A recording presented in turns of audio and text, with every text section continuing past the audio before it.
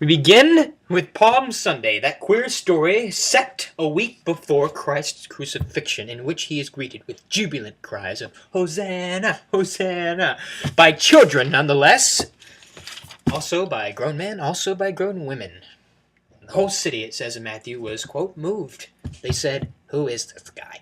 His followers said, "It's Jesus, BTW, he's the Messiah." As an aside, the fact that the Jewish tradition, I mean, I'm just pulling on my knowledge. I don't know anything about this besides what I've learned in church through the 21 years. It's seeped into my head. Anyway, the idea that the Jewish tradition that the Christ would be a king is certainly playing into this reception. Nevertheless, you know that something has happened, is going to happen, rather. There is a very looming expectation in this chapter.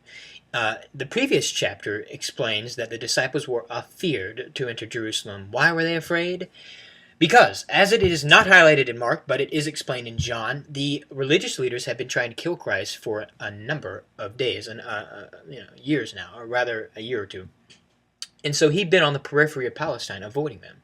The fact that he enters Jerusalem in this dramaturgic way is very provocative. He's essentially saying, bring it on. He knows, he's been predicting his death, so he knows he's going to die. Rather, he knows they're going to kill him, and they know they want to kill him, and they are very powerful, and so it's a very bold move for Jesus. And it enters into this apogee in which we have a discussion, a number of rhetorical arguments, religious arguments between the religious leaders, the religious leaders and Christ, in which Christ manfully answers their questions.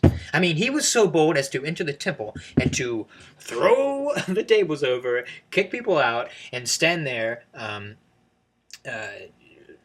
without letting people in and stuff. I mean, straight up in their face, right?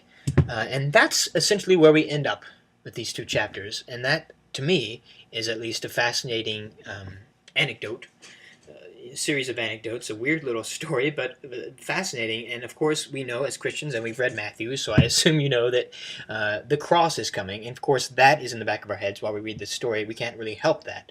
But imagine being alive during this time. Imagine not understanding fully what was to come, and the excitement, and just the importance of what Jesus is claims are.